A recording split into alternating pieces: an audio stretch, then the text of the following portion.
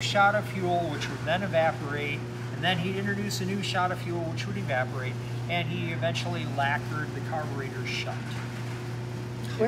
There was a show and tell on that probably about a month ago. I think we did that show and tell outside. So when did the secondaries kick in? Well, there are no secondaries on a 2-barrel. I know, but if it was a 4-barrel, when did it kick in? Oh, that's a whole other conversation. Really? And there's different ways to make it mechanical, they can be vacuum. There's many ways. Well, my car is 390. So. Pardon? No, it's... Is it the Ford factory carburetor? There are a myriad of ways to get on it, yeah. Make that happen. If you get on the throttle, yeah. Now I can't find it. You might, yeah, yours might be varnished up. We might have to look that baby up. It's okay, I'll come over and take it out. We'll fix it right up. Yeah, Grant will go do burnouts in your car, absolutely free of charge. Now, just touch the, yeah, there you go. Okay, where were we? Don't scroll too far. So what happens, you let a car sit, you let a carburetor sit with fuel in it, it's the worst thing you can possibly do. What I recommend, if you're going to glue them shut. Oh my gosh. Okay.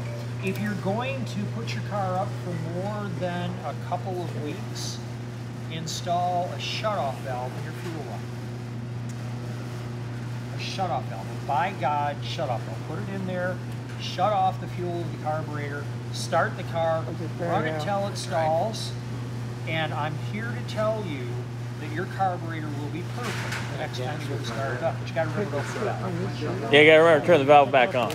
Yeah, I've started stocking those valves because I'm going to put them on these carburetors. I'm not trying to retire off the sale of heating carburetors. Okay. Yeah. So it gets I'm repetitive. Little isolation valves. Yeah. So they're not expensive. They're not hard to install. The backstory on this, I talked on the 4-barrel. Dad these things. I don't have one of these. He bought an outboard motor in 1969, and we kept that motor until last time I used it would have been 2002. It never had its spark plugs changed. It never had its carburetor cleaned. All we did was put fresh fuel in it every season, and at the end of every season, we disconnected the gas tank and we ran it till it died. Never had to clean the carburetor, ever. So it's possible. And with today's modern fuel, it evaporates. It has such a high vapor pressure. Is that right? High or low? I always get that backwards. I'm pretty sure it's high. It evaporates quickly. If you like vent holes, and it just easily dry, and it's gone, right? You let a car sit for a couple of weeks, and all the gas is out of the carburetor. It's all that's left are the additives. So you can gum it up. Fuel injected engine, because it's each injector is its own valve. It shuts off. So when you shut the engine off, they're all closed. So a fuel injected engine, you go to start it up, it can sit for a long time and it will still light off. Carburetor, on the other hand, does not like sitting with modern fuel in it at all. So basically, if you let the carburetor sit, the gas will evaporate, but the additives will still stay there, messing up everything. Yeah, you saw that. Where'd my phone go? Right there. Yeah, that's exactly So it. that's why you need to run it. You run it till it's dry. You run it till, and that's you put the Or shut as off long as valve. you keep running it like once a week or so on a regular basis. That's okay. It'll work. It'll work. As long as you're starting it regularly. But you run into other problems if you start it and you don't drive it. What about like the marine additives that you put in the gas to kind of prevent it from gumming up? Do they work at all? It does work. I'm sorry. You If you drive the car, I put you start once a week, you marble drive it history like oil in with that. 5 or 10 miles. You want to go. You want to go through the whole cycle where you get the car fully hot. For example, if you've got an older car like this Mustang, she lived 3 miles from work. Right. The front half of the exhaust system has been replaced many times. The muffler is original to the car. She never got it hot enough to make the muffler rust. Anyway, Lesson is, take the cars out. Let's go on a cruise. Drive the cars. Yes. Drive, get out and drive. Get out and drive. Paul Get out and drives all over drive. the place, so you're okay. The more you drive, the better Yeah, off Paul you are. drives his car daily almost. We see him everywhere. Oh, yes, my gosh. Yeah, I know that guy. He's Yeah, all we over can town. talk about that. I want to cover a couple of things first, and then we'll talk about vapor We got lock, like a because half I hour. left something out. This guy right here. That's a choke. Right? This thing is this is the bane of most vintage car people's existence, is this thing, because they're almost never set right. They're almost never set. They're supposed to be, if you look at the book, it will tell you at a set temperature, it's about there, that the choke should be about that position right there. Not completely closed, and just kind of cracked. And that adjustment is right here. This loosens up. Let's talk about this. That's what that is. This is a fun thing to talk This about. thing? A lean? Yep. I thought the automatic choke. This is, I think Carter was the company that pioneered it. They called it the Climatic control. And what it is it's a bimetal strip No that's been, comments? pardon?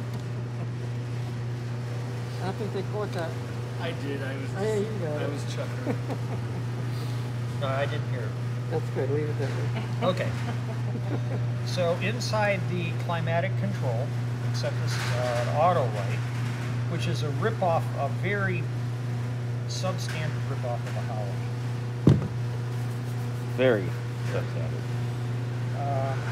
But anyway, I want to talk about this for a minute. So, to approximate, the problem that we run with in a cold engine is we get inadequate fuel atomization. So, when the car is cold and it bogs, it's not flooding, it's starving, because the fuel does not stay in suspension. It will condense out in the intake manifold and on the cylinder wall, so you end up with an overly lean mixture, and it runs like poop, or it doesn't run at all, it'll stop. So there is your little, go ahead and pass that around. Pass it around. When you say lean, Choke means ring. less gas? Yes, lean, rich is more gas than you need, lean is less than you should have. So that little bimetal I would winding say, thing the there is temperature what Yeah. Yep, that's exactly what it That's all is. that's it? That's all that is? As the car Yep. warms up, this will start to open slowly. It only takes a few minutes for a car to warm up, so this opens slowly during that time frame. Then there's, and this is a technical term, there is an ass pile of, there it is right there. Okay, all this linkage here looks ludicrously complex, but what this does is this is a fast idle cam. This little guy right here, get my fat finger out of it, it's a fast idle cam. So when the carburetor is closed, or the choke is closed, the idle speed is really high. Connected. It's really high. And then when it's open, it'll drop back to normal operation. Oh, So it's got a series of steps. So when you first start the car up, So watch. it should run open, up right? to about 1,200 to It's open? 1,500 No, it's RPM and closed. sit right there. No, it's still in the And then it'll rise. It'll start to rise. This part right here. As you go above that 1,500 RPM. Then you See how it's after got about a little minute steps or on two, it? you tap the Oh, throttle, I see. and then the idle So drops it- down it- because you step down on this cam. It should be the right one. It's doing this thing. So that's what manages the cold part. Yeah, the fast idle cam is here. Right. Right there. So you See push the- the see the accelerator top- all the way down. look, the choke sets now. You don't have to push Right. it all the way down. You only have to push it about halfway This, down. enough that I can. All you want to do is Get set it the to fast idle cam. Well, there's a Move it. Oh, it There, says down. push it all the way All down? the way down. right. Well, you know, to be honest with you, with today's fuel, I do 2 pumps. One, Mhm. 2, and then I turn connected to There it. you And that go. it sets the Yeah. fast idle cam, throws Ah, enough okay. fuel into the carburetor to get the car So started. that thing heats up, it moves it. Further out. Moves it. Well, what I do then is But, I'll crank like on- for a count of 10. This one, there's 2 like pumps, different crank for a steps. count of 10, stop. So it's 2 more kinda pumps, warm, but crank not for a very count of warm. 10. Yeah. The reason you don't want to crank and crank and crank is you'll cook your starter. Oh, yeah. You don't want to do that. So you do the 10. You do your 10, your 2-pump 10 count, 2-pump 10 count, and usually on the second or the third try, if everything's set up right and it's sat for a while, it'll fire up. Yeah, my manual says you just turn, you crank it, just keep pumping until it starts up. That's Right. what you do. It usually starts up in about 5 or 10 seconds. That worked when you were dealing with different vapor pressures and pure gas. Because what's happened with these other ones, and the reason I'm saying don't sit there and pump like crazy, is, and I have a couple of clients that do it all the time. They go to start their car when it's hot, pump. Oh, pump, God, pump. yes. It's flooded. We deal with this all the time. 2 pumps. No, not when it's hot. Yeah. No, I know. Yes, when it's hot, people will do that. When it's cold. I like when people do it with fuel injection. No, you just hand Early them the fuel throttle injection on the would- floor, turn the key, and as soon as it fires, let off the gas. Let it flood? Yeah. Oh, okay. Get out of an early throttle Super body? simple. You just clean Oh, out, yeah. what you're doing is cleaning out the excess fuel, and then you just keep cranking, and it will eventually light when it's flooded. But you got to have the throttle all the way down, so that you're sending a bunch of fresh air into the engine. Oh, yeah, I guess, yeah. I found it probably takes like 3 days it has to be pumped. It's only 1 or 2 days.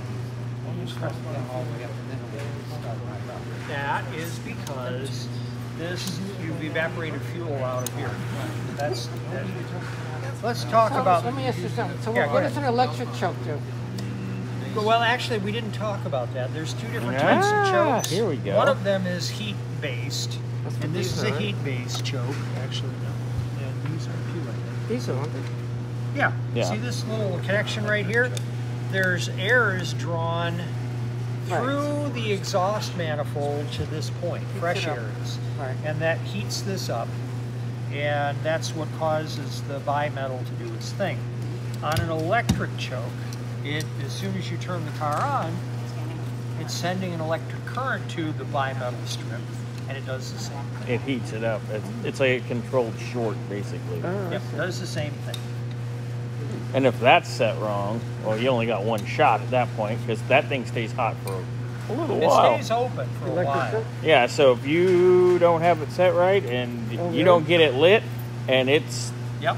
sitting there trying to open it up while you're If you're in a Monkeying very with cold it? climate too, that electric choke sometimes will open too fast oh yeah. in a cold climate. But we don't have a cold climate. We don't have to worry about Another question.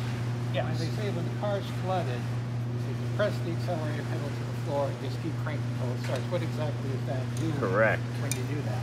You are introducing a very lean fuel mix. It's mostly air because the power valve isn't working, the accelerator pump isn't Is this working. open all And the you're way? just putting a Yeah. little bit of fuel in it, if any at all, These are open. and you're flushing out all your excess fuel and introducing fresh air. Eventually, you get to the right mixture where before you had too much gas and not enough air, eventually you get to the right point because you're cranking with your foot on the floor, and boom, it lights off a big black cloud.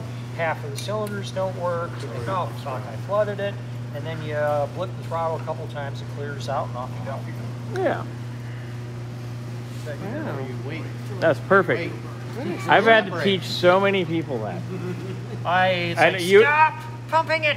Yeah, you and I need to like start introducing beatings or something because it's getting to the point. Shot collar. Good idea. So, Don't pump the pedal. choke, fast Just use the idle, fuel injection. climate control, Yeah. accelerator pump. We've covered a lot of things. I want to show you something. Ooh, Where'd more my- stuff. Where'd my Phillips go? Right there. Yeah. Yes. Oh, Scalpel. we didn't do the float yet. Scalpel. Oh! Yeah, we gotta talk about the float. Thank you, Don't Peter. forget the float. Float! Because the float will ruin your day sometime. Really? Okay. They can't find it. This. Yeah. This Oh, is- I know all about that. This is an incredibly high-tech piece of equipment. I It's know like it a doesn't look toilet. like much. It's almost Like like a a piece of rubber. This is incredibly complex. It really is. A lot of engineering, a lot of physics went into this. Now, it's not hollow, or is it just a solid? This one is a foam called nitrofill. Nitrofill was the float of choice for many, many years It turns out, however, modern fuel likes to eat these. Mm-hmm. So if you have a problem, if you've got a carburetor that you're getting pullover on, right, where it runs excessively rich, and everything checks out okay, Boom. you want to get to this thing and do one of this, where you press the edge of a screwdriver into it, and if you see a bunch of wetness after you drive it off, well, you got a fuel log float. It's not uncommon at all. And the brass ones, they get pinholes and fill up and sink. Yes. Well, you know, I really haven't had a problem with that unless it's on a supercharged car and it's not the right float, because then it collapses.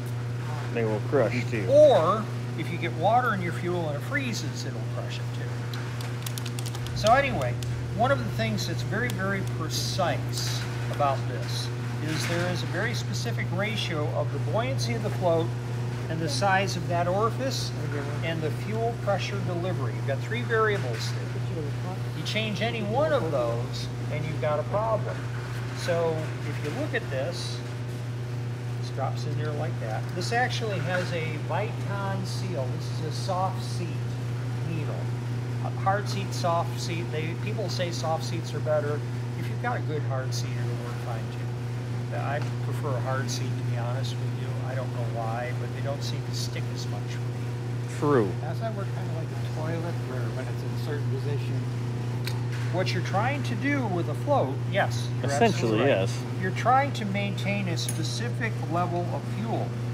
That level of fuel, in hydraulic terms, is known as static head. It's the pressure, the differential pressure you have to overcome to put more fuel in here. Right? So if you have a higher static head in here, you're going to dump more fuel. You get a lower static head, you're going to dump less fuel. It's the way the physics works. But what I want to talk about is this, because I've seen this several times now. That's a set size, that orifice. And I can calculate the pressure at which the fuel pump can push this needle off its seat and flood the carburetor. One thing that modern fuel pump manufacturers have been doing to cover their asses, somebody mentioned vapor locking earlier, one of the things that they've done is they've upped the pressure of their fuel pumps. Some of the earlier cars run on as little as 2 psi of fuel pressure. 2 psi is all that seat, needle and seat can handle. This is a more modern one. It's somewhere around 5 or 6 psi. 4 to 7 psi is the correct range for a fuel pump. But I have had fuel pumps that delivered, their mechanical fuel pumps deliver 10 psi. Mm-hmm. And it will flood that carburetor. It'll run like poo. You'll sit there chasing your tail because your fuel pressure is too high. And you'll watch, it'll be idling. It'll drip. And it'll drip Out of the boosters. Yep. I've actually got a few videos that show that. Yeah. On various cars. It's a common thing. And if your power valve is bad in some way, shape, or form, wherever this little guy, this style of power valve will blow. It'll actually break the diaphragm on a backfire. And so if you have a backfire and then the car runs rich, you'll see it because it'll drip as well. Because the power valve is pretty much on all the time at that point. So those are things that happen in carburetors that are not much fun. So this maintains a set float or a fuel level within a range so that the carburetor can meter the correct amount of fuel to the engine throughout its operation cycle. Does that make sense? Absolutely. Okay. And what will happen if you have a fuel tank that's dirty, you'll get debris in here and it will either cause this to stick in its bore or it won't seat properly and then you'll see that pullover that we were talking about before. If you think you have pullover, grab a flash, start the car up, grab a flashlight, look down in there and see if you're getting dripping out of these. That's a sign that you've got to dive into the carburetor or check the fuel pump. Make sense? All right, I want to show you something. Awesome. Another thing that's impotent. Impotent? Oh, this be potent. This be potent. Remember I told you this thing would crank and crank and crank until you ran the battery down before it would start? Mm-hmm. this carburetor was rebuilt by Holley. Don't know when. And this is something that Bobby and I encounter all the time. Just because it was rebuilt by a name brand, Yeah, I that don't even means know what a name brand is anymore. Doesn't mean they know what they're doing. yeah, that And means it doesn't nothing. mean that it's a quality product anymore. It's really sad. So, remember we looked at this and we saw that the fuel comes in here below the fuel level in this carburetor? Okay, well, this guy right here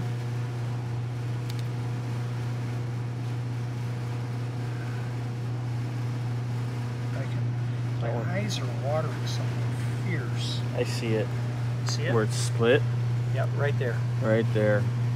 Okay, so what had happened with this carburetor, this diaphragm installed by fuck. Woo! You smell that flavor? Mmm. Okay, so this diaphragm had failed. So this car would go, oh, and look at this. And that's exactly what Chuck was talking about. Look how big it is compared to this one. Ginormous, and Oh my it's God. flopped over on itself. Yeah. It's folded under. So this Tom thing wants was, to see. So this thing was running like poo, and while it was running, it was dripping. It's engorged and dripping. Oh, there it is right there. There you It go. was dripping from that hole right there. No. Fuel, not quite pouring, but it was a pretty steady drip. Yeah. And that was landing on the intake manifold. And on this vintage car, the coil is right here. Oh, that's good. Yeah, it's a nice place for it. Well, they had to move it for the emission controls. So it's right there. Makes putting a new Holley on a bitch. But anyway, so this thing was leaking fuel like a wild thing. And it's actually rather surprising the car is still with us, because it very easily could have burned. Oh, yeah. And that's because it's really a matter of material selection, getting these materials right. This is not the right material. The ones that you want to look for here are either going to be green or blue. Green or blue, guys, are fuel-resistant materials in carburetors. It happens to be a fluorinated elastomer. Viton is a trade name, but that's essentially what it is. This is not Viton. This is not Viton. Fuel eats these. What happens with this one is the fuel causes it to get soft. You'll notice this is really, it just, There's a piece stuck in there. Yeah, they all broke off. yeah, the tit broke off The- because the the tit material breaks has off gotten like super shitty. soft, and the material is will that putting so grow. much fuel in? That's why it won't stop? You know, it's bigger. It didn't get rubbed and it got bigger anyway. It's just casting flash. That's just Yes. from That we did the Where? inner seal to? Pardon? The inner seal of the transmission tube? Isn't that wagon? it's split Yeah. right there. See the hole right there? So that puts too much fuel in, that's why it wouldn't stop. Well, no. The fuel was Sorry. leaking out of here. Yeah. So the fuel would leave the float bowl, the accelerator pump didn't work properly, and when it was running, it was dumping fuel onto the intake manifold. Really bad shit. Yeah. All bad. Because All bad. when this was rebuilt, you know, it might have been rebuilt by Holley, but it wasn't rebuilt for ethanol. And you're going to run into this problem with older cars if they don't have ethanol-resistant components in their fuel systems. You're going to run into similar issues. Now, which portion of the carburetor, I know you said it's the accelerator pump, is there anything else, and the float, is there anything else that's affected? Diaphragms in the fuel pumps are Yeah, I a know, problem. You get a fuel pump every year, it seems. Well, you're getting the Yeah. wrong fuel pumps then. The cheapy ones do not last. Yeah, the you ones have from to like the get parts one store. that says that it's ethanol resistant, And- or you get because yours is older, you get one that kit that is ethanol resistant, and it'll be a different material, it'll be a different color, and then it'll last. It's just hard to find. This kind of stuff, the manifold, all the screws, or what?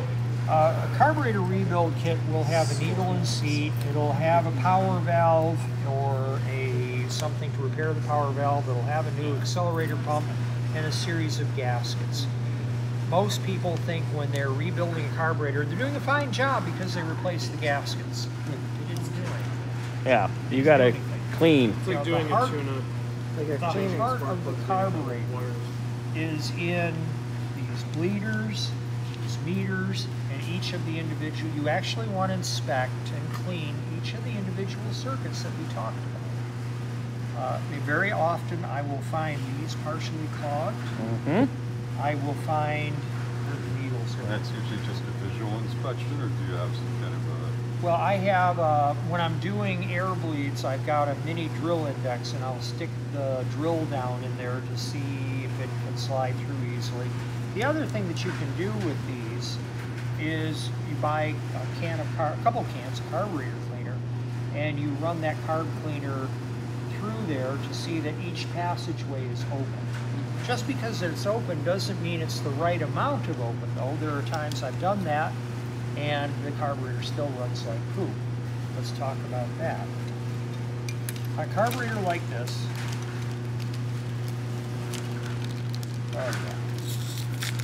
I'm wiggling it back and forth. Can you hear Yeah, it? that's not good. You hear it? It's like a castanet.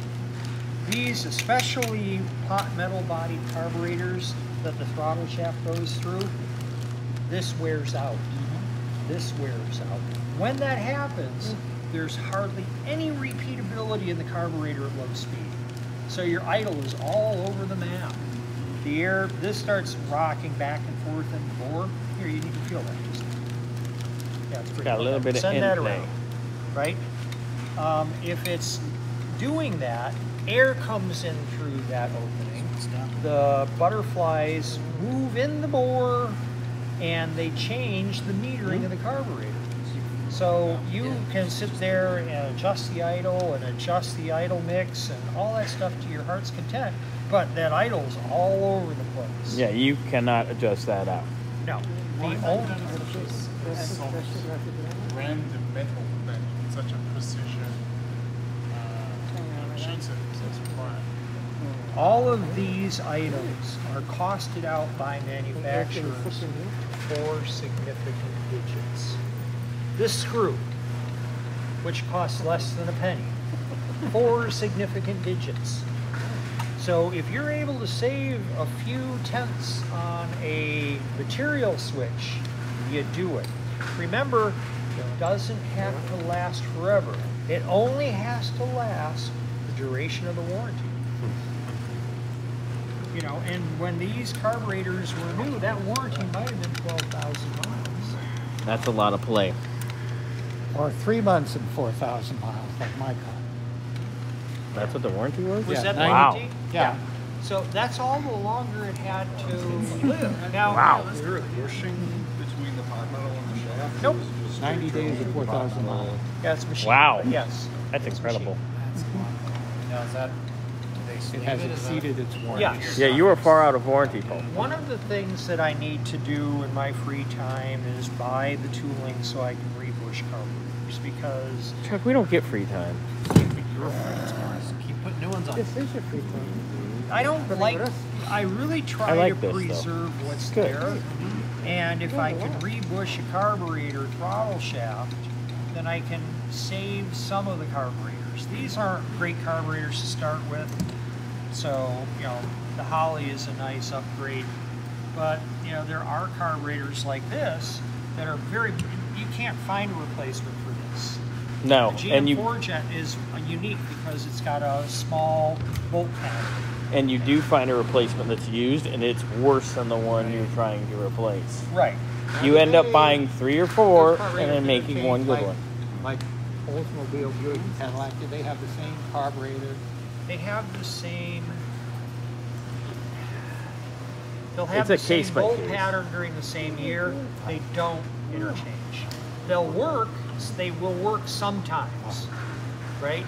But if you can actually, if you get a detailed carburetor book, the detailed carburetor book will show you where this carburetor was used and what the various settings were, because they'll change the float level, They'll change the jets. Sometimes there's metering rods. Those metering rods will be different.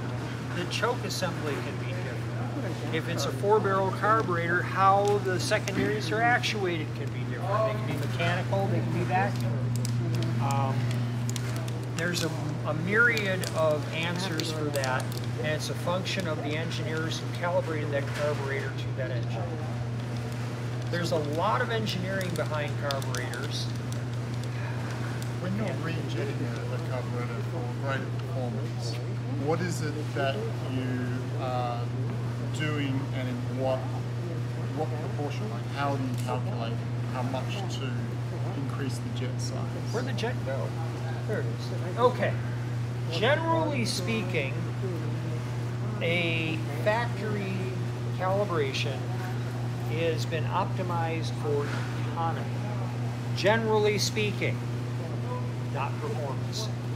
So, generally speaking, they run a little bit on the lean side right off the assembly. Just a little bit.